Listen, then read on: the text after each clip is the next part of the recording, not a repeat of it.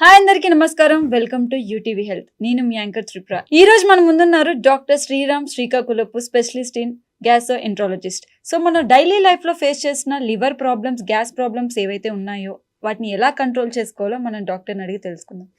నమస్తే doctor. Hello అండి. మీరు ఇందాక హెపటైటిస్ గురించి మాట్లాడారు. So hepatitis B and C కి డిఫరెన్సెస్ ఏంటి? So hepatitis BC mode of spread same, అంటే బ్లడ్ ప్రొడక్ట్స్ మూలంగా కానీ, injection drug uses, IV drug యూసెస్లో కానీ, లేకపోతే సెక్షువల్ ట్రాన్స్మిషన్, తర్వాత మదర్ టు బేబీ ట్రాన్స్మిషన్ ఉంటుంది అన్నమాట హెపటైటిస్ బికి, హెపటైటిస్ సికి.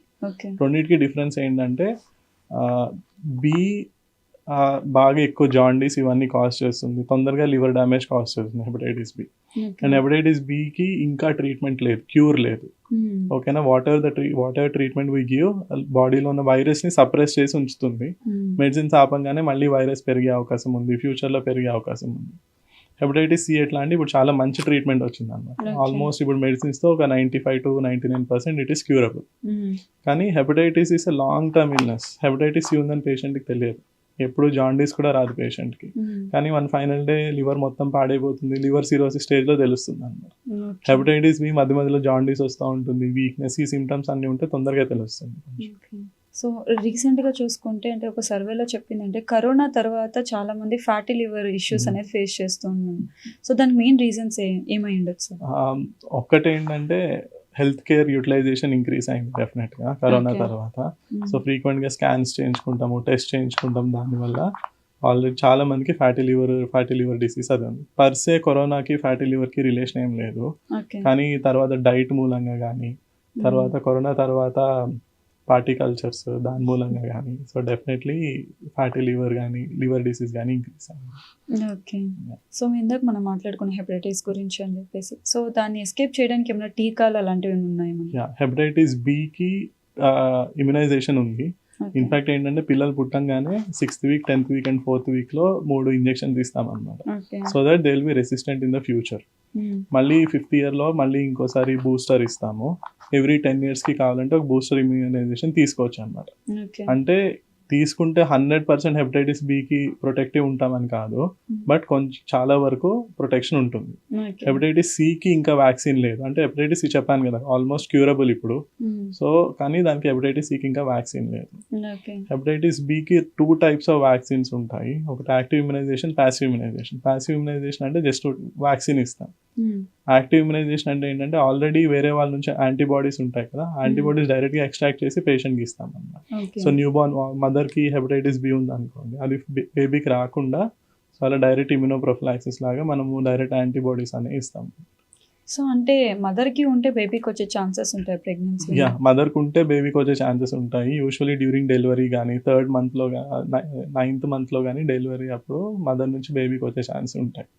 సో అప్పుడు ఏం చేస్తామంటే మదర్ లో వైరస్ ఎంత ఉంది, మదర్ లో ఒకవేళ వైరస్ ఎక్కువ ఉంది అనుకోండి, మనకి ట్రీట్మెంట్ తొందరగా స్టార్ట్ చేస్తాం. ఎందుకంటే మదర్ లో వైరస్ ఎక్కువ ఉంటే ఆబ్వియస్లీ బేబీకి వచ్చే రిస్క్ ఎక్కువ ఉంటుంది. సో మదర్లో ట్రీట్మెంట్ సరిగ్గా చేసి బేబీ పుట్టిన తర్వాత కరెక్ట్గా ఇమ్యునైజేషన్ కానీ, ఇంజెక్షన్స్ కానీ ఇస్తే రిస్క్ చాలా వరకు తగ్గించవచ్చు. అంటే నార్మల్ రిస్క్ ఒక 16% ఉంటే ఈ వ్యాక్సిన్స్ వేయటం మూలంగా ఒక 0.1%, 0.9%కి తగ్గించవచ్చు. ఓకే. సో పెద్దవాళ్ళకే కాకుండా పిల్లలకి కూడా లివర్ డిసీజెస్ వచ్చే ఛాన్సెస్ ఉంటాయా? లివర్ డిసీజెస్ చిన్న పిల్లల నుంచి వస్తాయండి. అంటే యూజువల్లీ చిన్న పిల్లల్లో వచ్చే జెనెటిక్ డిసీజెస్ ఉంటాయి. మనం చూస్తూ ఉంటాం చిన్న పిల్లల్లో చాలా రోజులు జాండీస్ ఉంటుంది. తర్వాత ఏంటంటే చిన్నపిల్లలకి liver infections, hepatitis A, hepatitis C చిన్నపిల్లల్లో ఎక్కువ వస్తాయి. సో లివర్ డిసీజ్ అనేది at any age, newborn first day దగ్గర నుంచి ఓల్డ్ ఏజ్ వరకు ఏ టైంలో అన్నా లివర్ డిసీజ్ రావచ్చు. సార్ ఎల్ఎఫ్టి అంటే ఏంటి సార్? ఎల్ఎఫ్టి ఏంటంటే liver function test. Liver function test అంటే ఒక సెట్ ఆఫ్ ఒక 5 to 10 పారామీటర్స్ ఉంటాయి. ఒక్కొక్క టెస్ట్ ఒక్కొక్క ఫంక్షన్ ఆఫ్ లివర్ చెప్తుంది అనమాట. సో బిలిరూబిన్ అని ఒక పారామీటర్ ఉంటుంది. బిలిరూబిన్ అంటే ఏంటంటే మన ఆ ఎల్లో కలర్ పిగ్మెంట్ ని మనం బిలిరూబిన్ అంటాం. సో అది లివర్ డ్యామేజ్ అవుతున్నప్పుడు బిలిరూబిన్ అనేది ఎక్కువ ఉంటుంది. లివర్ సరిగ్గా ఫంక్షన్ చేయకపోతే బిలిరూబిన్ అనేది ఎక్కువ ఉంటుంది. సెకండ్ థింగ్, లివర్ ఎంజైమ్స్ ఉంటాయి, ఏఎస్టీ, ఏఎల్టీ అనేవి. అదేంటంటే లివర్ డ్యామేజ్ అవుతే అవి పెరుగుతాయి. సో ఎల్ఎఫ్టి అంటే ఆ టెస్ట్లో ఒక్కొక్క పారామీటర్ పెరిగిన దాన్ని బట్టి ఏ టైప్ ఆఫ్ లివర్ డిసీజ్ ఎందుకు వచ్చింది, ఎంత సివియర్గా ఉంది అనేది మనకు తెలుస్తుంది. సెకండ్ థింగ్, ట్రీట్మెంట్ తర్వాత అవి తగ్గుతూ ఉంటే ట్రీట్మెంట్ ఎంత బాగా పనిచేస్తుంది, ఇంకెన్ని రోజులు ట్రీట్మెంట్ ఇవ్వాలి కూడా లివర్ ఫంక్షన్ టెస్ట్తో మనకు తెలుస్తుంది. అంటే liver function test tells us how the liver is. Okay. So అది కొంచెం ఎక్స్‌పెన్సివ్ ఉంటదా లివర్ టెస్ట్? లేదండి, లివర్ ఫంక్షన్ టెస్ట్ ఇది బేసిక్ టెస్ట్. మన బ్లడ్ కౌంట్స్ ఎట్లా చేస్తామో సేమ్ Okay. అట్లాంటి బేసిక్ టెస్ట్ అనమాట. 3 బేసిక్ టెస్ట్ ఎప్పుడు చేసేది ఏంటంటే blood test, hemoglobin, platelets, WBC ఇవన్నీ ఎట్లా ఉన్నాయి, ఇన్ఫెక్షన్ అదొకటి. Second thing liver function test, తర్వాత renal function test. So kidney ఎట్లా ఉంది, లివర్ ఎట్లా ఉంది, బ్లడ్ ఎట్లా ఉంది. So these are the very common test. అంత కాస్ట్లీ టెస్ట్ కూడా ఏం కాదు. They are available everywhere and in every laboratory. Okay. Yeah. So ఈ మధ్య చాలా మంది డీటాక్స్ వాటర్ అని చెప్పేసి తీసుకుంటున్నారు, జ్యూసెస్ అనేసి. సో అవి లివర్ అంటే మంచిగా వర్క్ చేయడానికి ఏమైనా హెల్ప్ అవుతాయి? డీటాక్స్ వాటర్ కరెక్ట్గా యాంటీ ఆక్సిడెంట్స్ దాంట్లో ఉంటాయి. అంటే అన్ని ఇన్ఫ్యూజ్డ్ వాటర్స్ డీటాక్స్ వాటర్స్ కాదు, బట్ కరెక్ట్గా యాంటీ ఆక్సిడెంట్స్ ఉంటే they will definitely help the liver. Sriram గారు, అంటే రీసెంట్గా నేను కూడా ఫేస్ చేసింది, నేను సోషల్ మీడియా అప్లోడ్ చేసినప్పుడు కూడా చాలా మంది కామెంట్స్ పెట్టారు అవును అనేసి. అంటే జెప్టోలో మనం ఇప్పుడు ఒక ఆర్డర్ చేయాలంటే ఎగ్స్ గురించే డిఫరెంట్ టైప్స్ ఆఫ్ ఎగ్స్ చూపిస్తున్నాయి. అంటే మనకి బయట దొరికే ఎగ్స్కిను వాళ్ళు చూపించే ఎగ్స్కి డిఫరెన్స్ ఏంటి? రీసెంట్గా నేను ఆర్డర్ చేసింది ఒమేగా A3+ అని చెప్పేసి అని ఉంది. అంటే అది కోడే పెడుతుందా లేకపోతే మాన్యువల్గా వీళ్ళు తయారు చేస్తారనేది అర్థం కాదు. ఎగ్స్ గురించి కాదండి, అంటే అంత స్పెసిఫిక్ గా నాకు ఐడియా లేదు ఏ టైప్ ఆఫ్ ఎగ్స్ ఎలా ఉంటాయి అనేది. సో బేసికలీ ఎగ్స్ ఏంటంటే ఎగ్స్ లో one important thing it's a complete protein and bioavailability అంటాం. అంటే ఎగ్ లో ఉన్న ప్రోటీన్ మన బాడీకి ఎంత యూస్ అవుతుంది అంటే 100% యూస్ అవుతుంది. So 2 protein which is very much bioavailable, egg protein and whey protein. అందుకనే ప్రోటీన్ పౌడర్స్ మొత్తం వే ప్రోటీన్ ఉంటుంది. డైట్ లో best source of protein is egg అనమాట. These are 100% bioavailability. అంటే తీసుకున్న every gram of protein will help the body. అంటే essential amino acids ఇవన్నీ ఎక్కువ ఉంటాయి. ఎగ్స్ లో ప్రాబ్లం ఏంటంటే మీరు అన్నట్టు మీకు లూజ్ మోషన్స్ కానీ డైరియా కానీ అట్లా అవుతే eggs have more chances that they will get infected.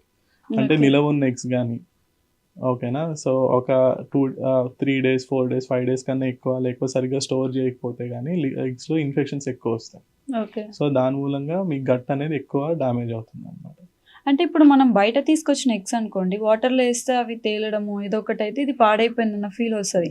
But మనకి ఇలా ఆన్లైన్ స్టోర్స్ లోంచి వచ్చినప్పుడు అవి అంటే ఆ సిమ్టమ్స్ ఏం చూపించినప్పుడు మనకు తెలియదు కదా అవి. సిమ్టమ్స్ ఏం చూపించినా తెలియదు, బట్ మనకు ఓపెన్ చేసినప్పుడు దాంట్లో తెలుస్తుంది. ఓపెన్ చేసినప్పుడు ఎల్లో కలర్ ఎలా ఉంది, ఎల్లో షేడ్ ఎట్లా ఉంది, తర్వాత ఎల్లోలో ఏమన్నా బ్లాక్ కలర్ మెటీరియల్ ఏమన్నా కనిపిస్తుంది, ఇవన్నీ these are all the signs that eggs spoil అయిపోయినాయి. స్మెల్ ఒకటి, ఇవన్నీ ఎగ్స్ చేసినప్పుడు ఇవన్నీ చూసుకోవాలన్నమాట. మనం బాయిల్ చేసిన అంటే ఎగ్స్ బ్రేక్ చేస్తే ఓకే, బాయిల్ చేసినప్పుడు ఏంటంటే ఇవన్నీ చూసుకో, ఓకేనా. సో నిలవ ఉన్న ఎగ్స్ కూడా మనకు తెలియదు, అండ్ బాయిల్ చేసినట్టు స్మెల్ కూడా అంత ఉండదు. అంటే దాని లోపల కూడా డిఫరెంట్ ఉంది. అంటే మనం బయట స్టోర్లో ఎల్లో కలర్లో వస్తుంది, దీంట్లో మాత్రం ఆరెంజ్ కలర్లో ఉంటుంది అనమాట. సో అదే నాకు అర్థం కాలేదు. ఎగ్స్ అంటే అలాంటివి ప్రిఫర్ చేయకపోవడమే బెస్ట్ అనేసి. అవసరం లేదండి, నార్మల్ ఎగ్స్ సరిపోతాయి. నార్మల్ అంటే ఫ్రెష్ ఎగ్స్ అనమాట. Fresh eggs, normal eggs are okay. We are not taking eggs for omega-3 fatty acids. We are taking eggs for protein. ఓకేనా. omega-3 fatty acids దాంట్లో ఉన్నది కూడా మన బాడీకి సరిపోదు. దానికన్నా ఫిష్ ఆయిల్ కానీ ఫిష్ ప్రొడక్ట్స్ కానీ తీసుకుంటే you'll have lot more omega acids in it. లేకపోతే ఒమేగా యాసిడ్ క్యాప్సూల్స్ ఉంటాయి, ప్యూరిఫైడ్ ఫిష్ ఆయిల్ నుంచి తీస్తారు. సో omega-3 కోసమే చేద్దాం అనుకుంటే fish is the best source, fish కానీ సీ ఫుడ్ కానీ is the best source. Protein కోసం eggs, that too fresh eggs. Okay. So మీరు ఫిష్ ఆయిల్ గురించి చెప్పారు, అంటే ఫిష్ ఆయిల్ మన బాడీకి ఎలా హెల్ప్ అవుతుంది సార్?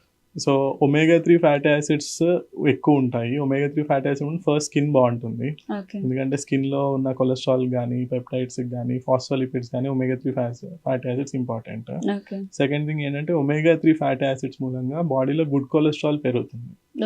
బాడీలో గుడ్ కొలెస్ట్రాల్ పెరుగుతుంది, బ్యాడ్ కొలెస్ట్రాల్ తగ్గుతుంది. అండ్ omega-3 ఫ్యాటీ యాసిడ్స్ మూలంగా ఫ్యాటీ లివర్ కూడా తగ్గుతుంది. లివర్ లో ఫ్యాట్ ఉంటే bad cholesterol is replace by good cholesterol, కాబట్టి ఆ ఫ్యాట్ అనేది కూడా లివర్ నుంచి తగ్గుతుంది అనమాట. సో మేము కూడా ఫ్యాటీ లివర్ ఉందనుకోండి, 2 things we give is ఒకటి omega-3 fatty acids, second vitamin E. ఇది కూడా ఫ్యాటీ లివర్ కి హెల్ప్ అవుతుంది. ఓకే. సో చాలా మంది అభిప్రాయం ఏంటంటే ఎగ్స్ తినడం వల్ల గ్యాస్ ఫామ్ అవుతుంది అనేసి, అది ట్రూ అంటారా? It depends on the person to person. కొంతమంది ఎగ్స్ కి డైజెస్ట్ చేసుకోలేరు, కొంతమందికి ఎగ్ ఎలర్జీ ఉంటుంది, కొంతమందికి ఏంటంటే ఆ ఎగ్స్ లో హై ప్రోటీన్ కంటెంట్, హై మధ్యలో ఎల్లోలో కొలెస్ట్రాల్ కంటెంట్ చాలా ఎక్కువ ఉంటుంది. ఓకేనా. అంటే ఒక ఎగ్ తీసుకుంటే 3 eggs తీసుకుంటే ఒక 1 week సరిపడా కొలెస్ట్రాల్ మన బాడీకి వచ్చేస్తుంది 3 egg yellows తీసుకుంటే. ఓకేనా. సో అంత హై ఫ్యాటీ ఫుడ్, అంత ఫ్యాట్ కంటెంట్ ఉన్నది, అంత ప్రోటీన్ కంటెంట్ ఉన్నది కొంతమంది తీసుకున్నప్పుడు వాళ్ళకి డైజెషన్ తొందరగా అవ్వదు అనమాట. సో ఎక్కువ తేపులు రావటము, కొంచెం నాసియేటెడ్ సెన్సేషన్ ఉండటం జరుగుతుంది. ఓకే. సో ఒకటి డైజెస్ట్ చేసుకోలేకపోవటము, సెకండ్ థింగ్ ఎగ్ ఎలర్జీ. ఈ ఉండటం మూలంగా ఎగ్ తిన్న వాళ్ళు కొంతమందికి they feel difficulty. But most of the people egg తింటే అంత ఇబ్బంది ఏమి ఉండదు, ఎస్పెషల్లీ ఎగ్ వైట్ తింటే.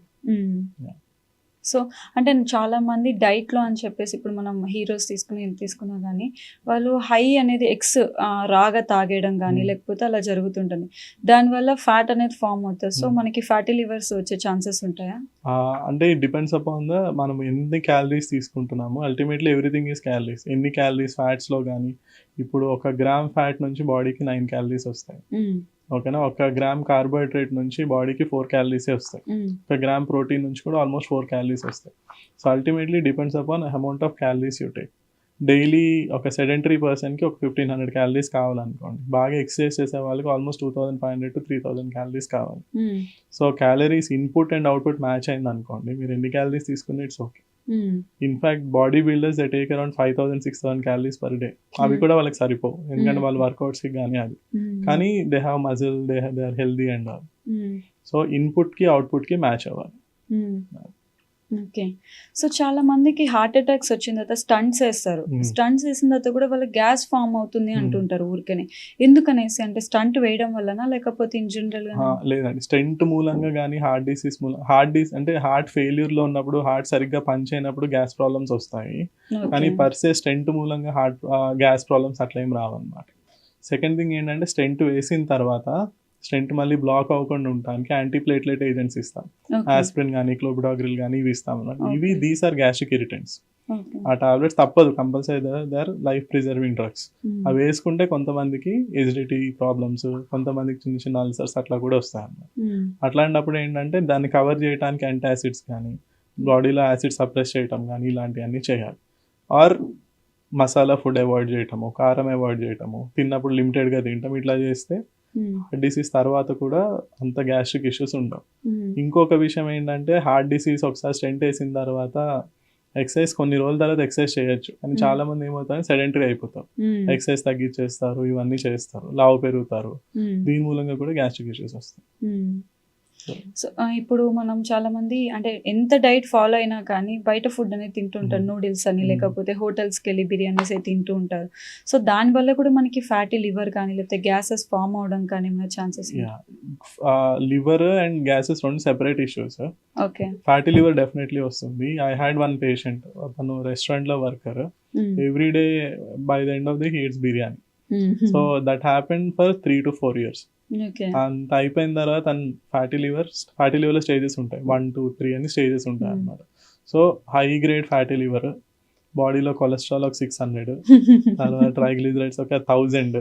అంటే తన బ్లడ్ శాంపిల్ తీసినప్పుడు ఏంటంటే, రెడ్ బ్లడ్ సెల్స్ తీసేస్తే ఆ శాంపిల్ మొత్తం వైట్ కలర్లోనే ఉంటుంది ఫ్యాట్ మూలంగా. సో రెగ్యులర్గా తినటం మూలంగా, అంటే అన్ని రోజులు తినే వాళ్ళకి ఒక్కటే అవుతుందని కాదు, బట్ రెగ్యులర్గా బిర్యానీస్ కానీ ఇట్లా వారంకి 2-3 సార్లు తినే వాళ్ళకి కూడా కొలెస్ట్రాల్ లెవెల్స్ చాలా ఎక్కువ ఉంటాయి. ఓకే. సో చాలా మంది పప్పు అనేది నార్మల్గా ఇంజనీర్గా దాల్ అనేది ప్రోటీన్ అంటారు, బట్ అది తీసుకోవడం వల్ల కూడా గ్యాస్ ఫామ్ అవుతుంది అని చెప్పేసి అని అంటారు. అంటే దాల్ తీసుకోవడం వల్ల మన గ్యాస్ ఫామ్ అయ్యే ఛాన్సెస్ ఉన్నాయి? దాల్ మూలంగా గ్యాస్ అంటే వస్తుందండి, ఫ్లాచులెన్స్ అది ఎక్కువ ఉంటుంది దాల్ మూలంగా, బట్ అందరికీ రాదు. సో డైట్ మూలంగా ఎసిడిటీ వస్తుంది, డైట్ మూలంగా అంటే ఇట్స్ నాట్ జనరలైజేషన్, అందరికీ వస్తుందని కాదు. కొంతమంది చిన్నప్పటి నుంచి రోజు పప్పు తింటారు అన్నమాట, వాళ్ళకి అంత ఇబ్బంది ఏమి ఉండదు.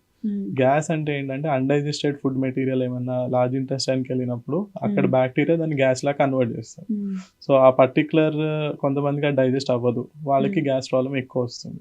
పర్టికులర్ ఫుడ్స్ ఉంటాయి ఫాడ్ మ్యాప్స్ అని, అంటే హై కార్బోహైడ్రేట్ కంటెంట్ ఉన్నవి, హై ఫైబర్ కంటెంట్ ఉన్నవి తీసుకున్నప్పుడు గ్యాస్ అనేది ఎక్కువ వస్తుంది. ఓన్లీ పప్పుతో అని కాదు, చాలా కొంతమందికి ఆనియన్స్ తో వస్తుంది, గార్లిక్ తో వస్తుంది, కొంతమందికి మిల్క్ తో వస్తుంది, కొంతమందికి అస్సలు మిల్క్ పడదు. మిల్క్ తాగితే మొత్తం పొట్టంతా బ్లోటింగ్ అయిపోయి తేపులు రావటము, కింద నుంచి గ్యాస్ రావటం, ఇదంతా అంటే every person's gut is different. అది వాళ్ళ గట్లో ఉన్న ఎంజైమ్స్ బట్టి, గట్లో ఉన్న గుడ్ బ్యాక్టీరియా బట్టి, బ్యాడ్ బ్యాక్టీరియా బట్టి, వాళ్ళకి ఏమైనా డైజెషన్ ఇష్యూస్ ఉన్నాయి, డయాబెటీస్, అంటే there are multiple factors which affect digestion. అందరికి ఒకటే ఫుడ్ పడదు అనేమి ఉండదు అనమాట. పప్పు అనేది ఏంటంటే, మీరు చెప్పినట్టు చాలా మందికి పప్పు మూలంగా గ్యాస్ ఎక్కువ వస్తుంది, కానీ అందరికీ కాదు. అండ్ సెకండ్ థింగ్, మీరు పప్పు is good source of protein అన్నారు కదా. So good source of protein అంటే ఏంటంటే, నేను చెప్పినట్టు ఇందాక ఎగ్ కానీ వే ప్రోటీన్ కానీ, these are the best source of protein. పప్పులో కూడా ప్రోటీన్ ఉంటుంది, but this is not a complete protein. Okay. So vegetarians ఏంటంటే ఓన్లీ పప్పు తింటే ప్రోటీన్ పెరుగుతుంది అనుకుంటే పెరగదు అనమాట. సో కంప్లీట్ ప్రోటీన్ కాదంటే ప్రోటీన్ ఉంటుంది, కానీ దాంట్లో ఉన్న 100% ప్రోటీన్ బాడీకి యూస్ అవ్వదు. ఓకే. అండ్ అదొక్కటే తింటే బాడీకి సఫిషియంట్ అమైనో యాసిడ్స్ రావు. అందుకని పప్పుతో పాటు మినపప్పు కలపటము, మినపప్పు యాడ్ చేయడం, దాంట్లో different kind of amino acids ఉంటాయి. ఓకే. పప్పులో different kind of amino acids ఉంటాయి. ఇప్పుడు రాజ్మా కానీ, సోయాబీన్ కానీ, మీల్ మేకర్ కానీ, వీటిలో డిఫరెంట్ అమైనో యాసిడ్స్ ఉంటాయి. అన్ని కలిపి తీసుకుంటే that is high protein diet వెజిటేరియన్స్కి. నాన్ వెజిటేరియన్స్కి ఏంటి, egg is a good thing. తర్వాత నాన్ వెజిటేరియన్ ఫుడ్లో కూడా బాగానే ప్రోటీన్స్ వస్తుంటాయి. Okay. Okay doctor, thank you so much.